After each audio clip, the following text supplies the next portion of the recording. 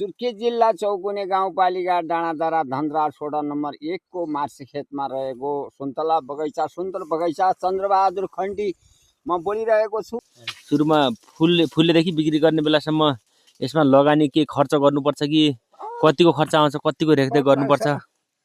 अब त्यसै त यो कहाँ हुने, धेरै रुख गोडमेल गर्नु पर्यो, मलजल गर्नु पर्यो, यिनलाई दबाई हान्नु पर्यो, बाँदरले खान्छ हेर्नु पर्यो, मान्छेले चोरी खान्छ त्यो हेर्नु पर्यो।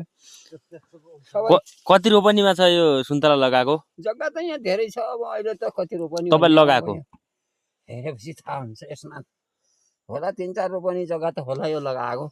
पल्ला गइरा छ, यहाँ छ, साना ठुला लगाएर त टोटल बिरुवा कति छन्?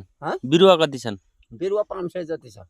अहिले फल्ने बिरुवा 500 छन्? 200 300 साना छ। यो वर्ष कतिको बेच्नुभयो सुन्तला?